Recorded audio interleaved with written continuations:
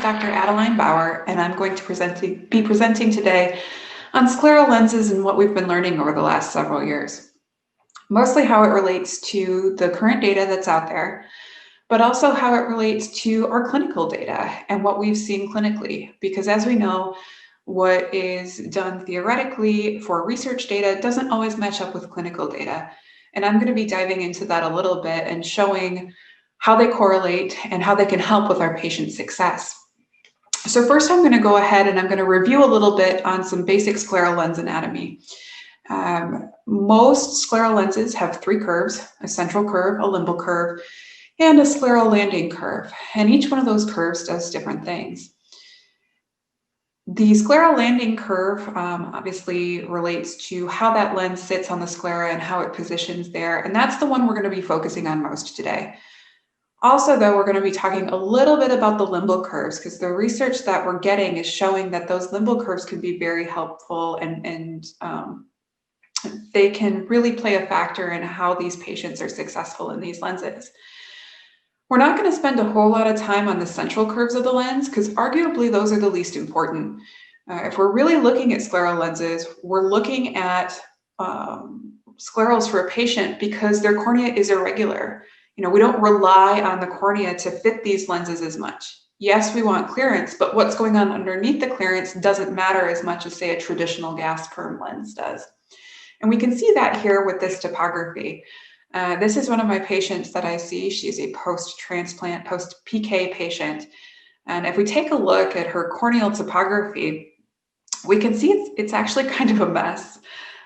She has approximately 19 diopters of astigmatism after this transplant.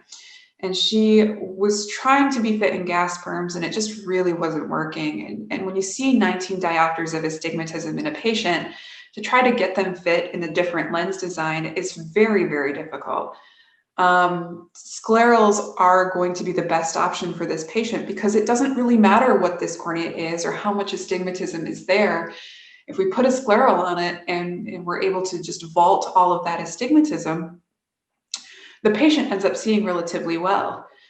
In fact, for this patient, the lenses that she had been fitted previously were gas perm lenses, and she was coming in roughly about 20/80.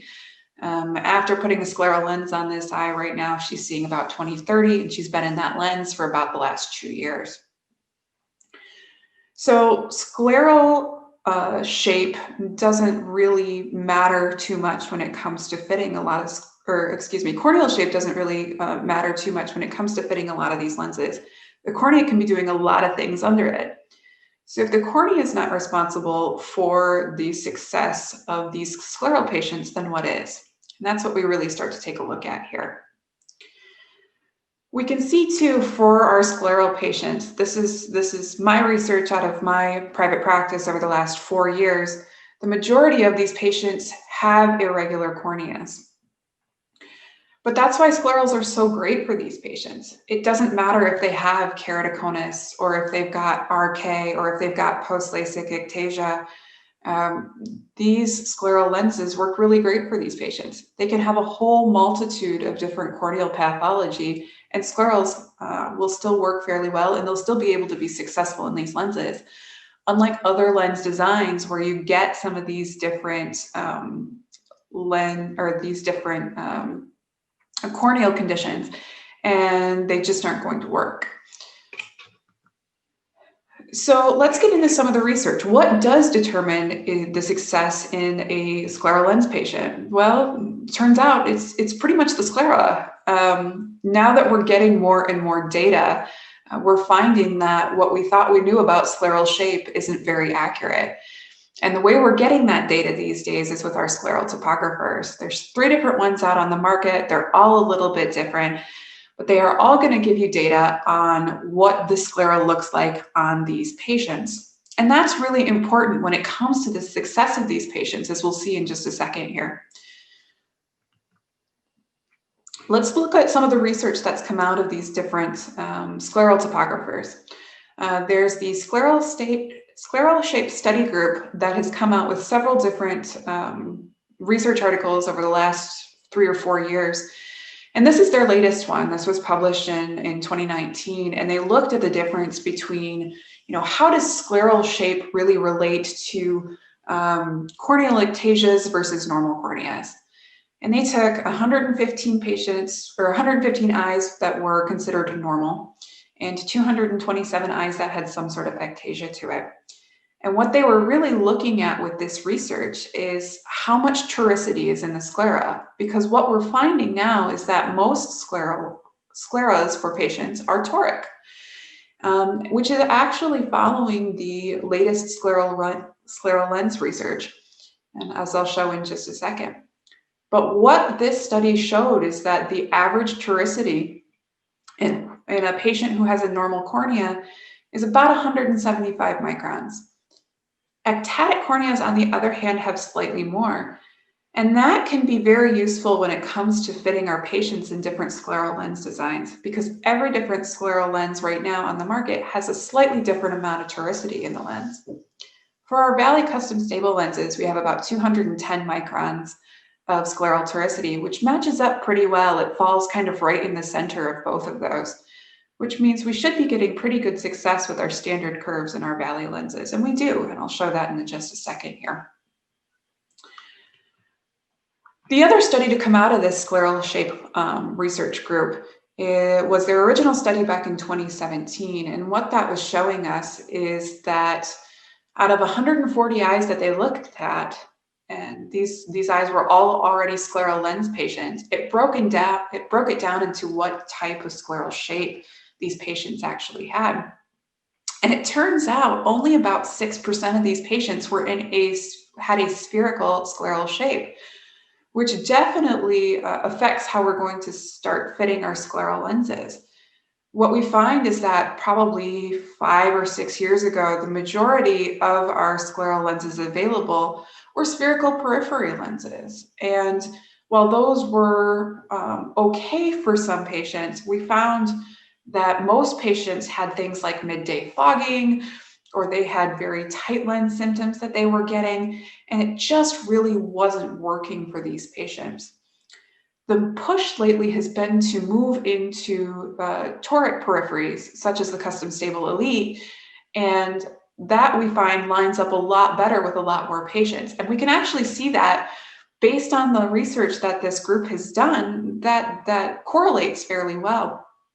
So on the one side of the screen here, it goes over the breakdown of this group's data, and it shows that while about 6% are spherical, about 28% are a regular toric lens, meaning that in one meridian, they have a slightly steeper curve, and one meridian, they have a slightly flatter curve.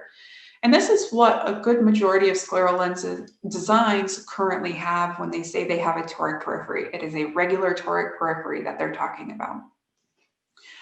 A third group, though, and this I think is the most interesting, is that a lot of those scleras on these patients are asymmetric. They have one high point, one low point, and then somewhere in between, they have another curve. With that can make it very tricky to fit these scleral lenses, because if you have a lens design that is only able to do a toric periphery, you may not get the best alignment, and they still may have symptoms of things like midday fogging or blurry vision. What we see in my practice is that most of our patients these days get fit in toric periphery lenses. There are some that we have to move to quad-specific lenses for, and those would be patients like group 3. It's interesting looking at this data because, we aren't getting a whole lot of patients who are in spherical periphery scleral lenses anymore. Now, the peripheral curves on the lenses for these patients are just that. They're the curves of the lenses. They're not the actual scleral topographies, but they are the curves that these patients are in for their habitual lenses. Most often, I'm fitting lenses that are a toric periphery currently. That is interesting when it comes to this data, because it would suggest that maybe we'd be better served with a quadrant-specific lens. Although I don't know if we're seeing that clinically. I think a lot more research needs to be done. But definitely we can see that the toric periphery, based on the research, And based on the clinical data, suggests that that's the way to go. So why do we care about the peripheral curves in these lenses? What do the peripheral curves really determine? You know, we know that the central curve is going to give us the vision in these patients, but the scleral curves actually give us comfort. They do affect the vision and they affect the wear time. All three of those things are going to be crucial for patient success when it comes to wearing these lenses.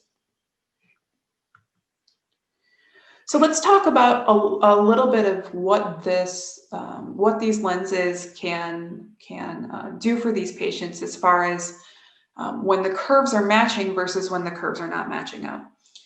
So for patients that the peripheral curves are not matching, there's a couple different things that can happen. The peripheral curves can be too tight, like is shown here in this picture. What we're seeing is this lens is cutting off those small blood vessels that are running through. That curve is not a well-aligned curve. In a patient like this that has tight curves in the periphery, they're going to experience a couple of the following things typically. One of them is a decreased wear time. And what happens typically with these patients is that they can get a few hours out of their lens, but then it starts to become achy and it starts to become more uncomfortable. And it really limits their wear time because throughout the day, if that lens is getting more and more achy, they're gonna want to take that lens out. What happens when they take the lens out is they typically get a rebound redness. That rebound redness, the eye goes bright red because all of the blood flow that was cut off with this lens design is rushing back, and that eye just goes bright red. So for this patient to have lenses that fit that scleral topography is going to mean an increase in wear time and a decrease in redness. And that can play a big role in how often the patients are wearing these lenses and if they can meet their visual needs. So when we're actually looking at how these lenses line up with the different scleral toricity, we can see two different possibilities here.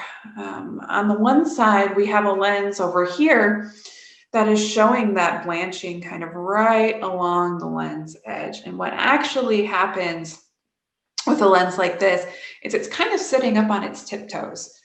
That edge is digging in, and that's what's cutting off the blood flow. Adversely, the other side, you actually get that blanching in farther. That is a lens that is sitting on its heel. That heel is digging in just like above. So what happens is that we're actually getting lift off sometimes right on the very edge and blanching in the center. And this is a little bit trickier to fit, but we can still make adjustments to these lenses by either tightening the limbo curves up or sometimes loosening those peripheral curves up to get rid of these. So for example, for the lens on the left-hand side over here, what we're finding is that we need to really relax those peripheral curves. We need to take our edge, our curves on the very edge and relax those and lift those up a little bit so that they better align to the sclera. What we find with the other lens design, adversely, is that we actually typically will tighten the curves out on the very edge. This takes that curve and brings it down farther and lifts this up. Now, sometimes what we have to do there is we also have to just adjust and relax our peripheral curves in order to get rid of that, which we can do with our custom stable lens design. We can actually see this based on our OCT data. What you're seeing with that lens again is that we are digging in on the edges here. We need to lift this up to get it better aligned to that sclera. On the other hand, over here, we're digging in too much on the edge over here. So lifting that limbo curve and sometimes even bringing this peripheral curve down can be very helpful when trying to align the scleral curves for a patient with a lens that looks like this. So tight lenses, like I said, can cause decreased wear time, rebound redness, and end-of-day discomfort. But what about a loose lens? A loose lens, so one that is not aligned properly to the sclera because it's too loose, can cause its own problems. It can cause increased lens awareness because that lens is moving around a lot. It can cause late-day fogging, like we see here in this patient. And it can cause unstable rotation when it comes to aligning a front toric power in these contact lenses. If these lenses aren't stable on their rotation, it's very difficult to get a front toric prescription in these lenses. But we're going to focus mostly on the fogging here because, as you can see with this patient, for peripheral curves that are not aligned, this fogging can be very detrimental to their vision. This patient's is so bad, you can see it all the way throughout this lens. All of this debris is trapped up under the lens to the point where we're actually getting a few small bubbles that have popped up underneath there. And I actually have a video of this happening, so we're going to take a look at that in just a second. But again, this patient's problem is we need to align the peripheral curves better. Taking a look at the OCT on this patient's lenses, we took a look, and this is the lens here, tear film here, and cornea here. And what we watch is that as this patient wears the lens, that fogginess increases. So at 5 minutes, the tear film is fairly clear. But after 20 minutes, we can see how it's starting to get cloudier. Look at the difference between these two. So 5 minutes in, that patient's vision is pretty good. Everything looks fine. But after 20 minutes, that's already starting to get cloudy. That tear reservoir is starting to get almost opaque in these OCTs. And what we'll see is that as we leave this lens on the eye a little bit longer, it gets worse. We're almost starting to get these little refractile areas in here.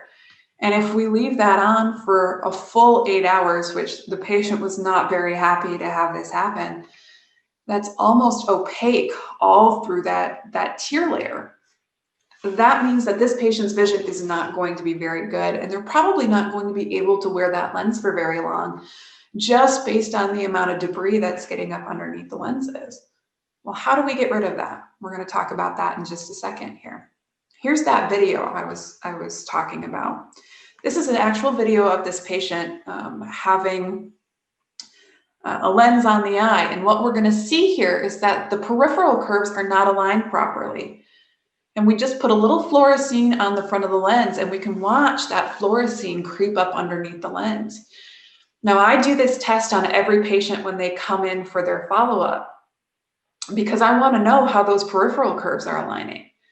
So we can see after putting the fluorescein in, while we might be aligned okay in the 3 and 9 meridians, the 12 and 6 meridians, we are getting tears up underneath that lens. You can see some of those bubbles pull in. That means that that patient is going to be getting the debris up underneath there. They're not going to be very comfortable. They're not going to see very well because the longer they wear this lens, the more debris gets up underneath it and the worse their vision gets. So how do we fix things? Well, for the Custom Stable Elite, there's a couple different ways to do this, and I'm going to go over each of the different ways. For a patient like the one that we just saw previously, modifying those peripheral curves to get better alignment is really going to lead that patient to success. Now, that patient's lens was moving around so much in that previous video that what I usually start by doing when I have a patient like this in my office is that I'm actually going to start by changing the limbo curves slightly. And if we actually change our limbo curves, like on the top, to come in a little bit more and a little bit quicker, what we find is that our peripheral curves will lay a little bit flatter, and that will typically align the lens better to the sclera. We can also do the opposite. If we've got a patient who is having lenses that are maybe a little tight or a little loose in the periphery, what we can do is we can tighten it up by going ahead and changing the limbo curves that way. What you'll see and what you'll notice in the slit lamp is, depending on where blanching is, if it's too tight or depending on where that tear exchange is, if it's too loose, that determines how we adjust our limbo curves as well. With a lens that's too loose, going ahead and making it a little bit tighter here can very much help with our lens comfort. If you have a lens that's too tight, changing our peripheral curves and the way the toric peripheral curves land out here is typically a good option. We can see that by adjusting these curves, we can affect the way by adjusting the limbo curves, we can affect the way the peripheral curves land as well. So by going and bringing these curves in, we're actually kind of flattening out these peripheral curves out here, which gives us a little bit more of a footprint. It kind of brings those a little bit of a flatter foot on these lenses, which typically helps us align better. We can also do the opposite if we need to. The other thing that we can do with these custom stable lenses is we can do a quadrant specific design. So say we have a patient who, when we do that fluorescein test, they are getting fluorescein exchange in just one meridian. Say it's the inferior meridian.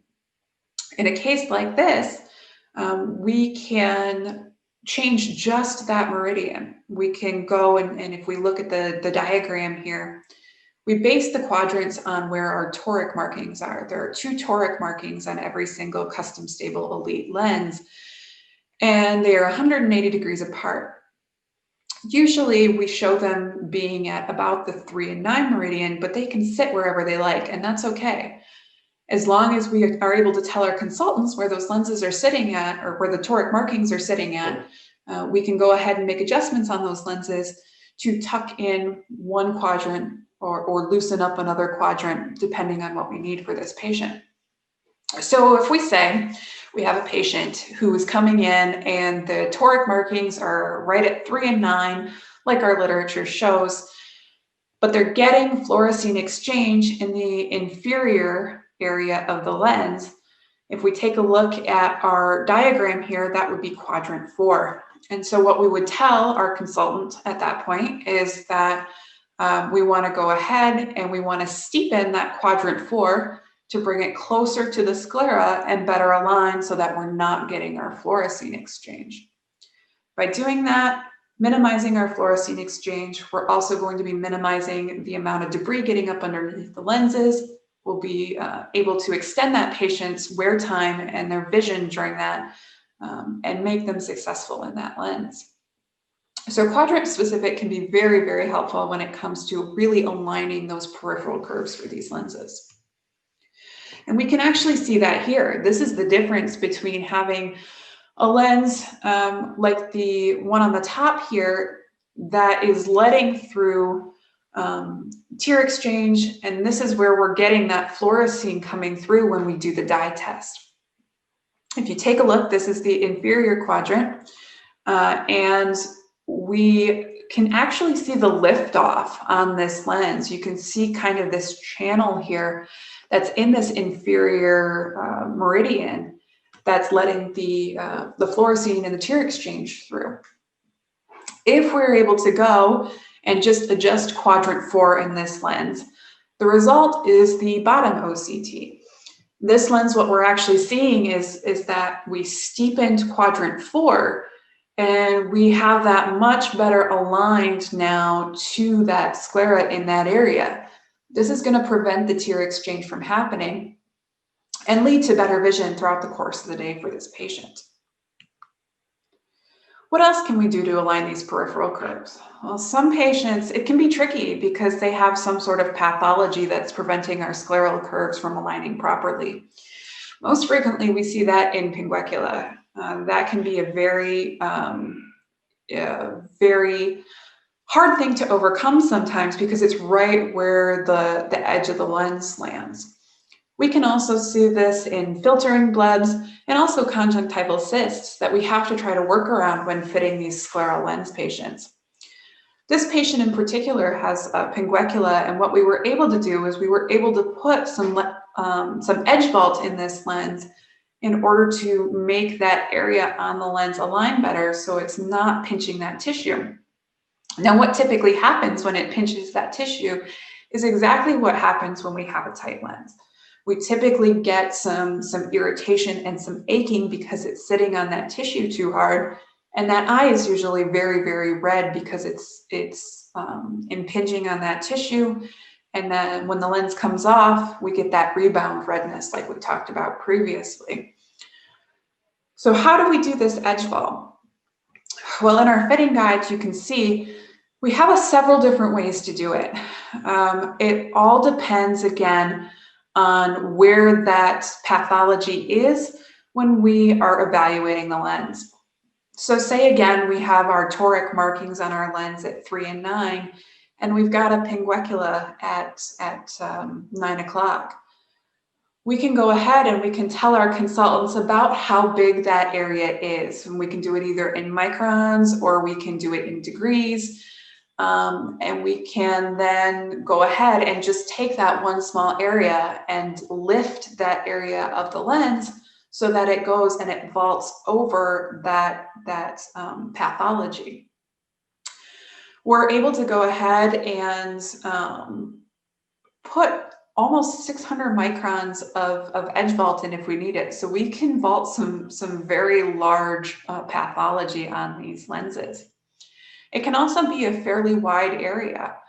When we talk with our consultants, as long as they know what size and about how tall it is, they'll be able to incorporate it into our lens designs to better align these lenses for our patients. Ideally, really what you're looking for in the end is you're looking for an eye that looks like this. You want an eye that is white, it's quiet, we're not cutting off any kind of vessels on the edges. We can see all these nice big vessels running through, and even the little ones over here, we want those running through too. We can see our toric markings kind of down on the bottom here. But this is a happy eye. This is an eye that shows good alignment. We don't have any kind of debris up underneath the lens that could be causing any kind of vision problems for our patients. So really, when our scleral lens patients come in and they're complaining of either comfort or vision problems, the adjusting that we should be doing is mostly to those scleral peripheral curves, and that's what's really going to determine the success of these patients. By being able to align the peripheral curves by having options like quadrant specific lenses, being able to incorporate edge vaults into these lenses, and then also being able to adjust the limbo curves independently, we're really setting these patients up for a lens that they can wear all day long with good comfort, with clear vision throughout the day. For our patients in my practice, the changes that we make to those peripheral curves are the ones that are really going to set them up for success. Thank you.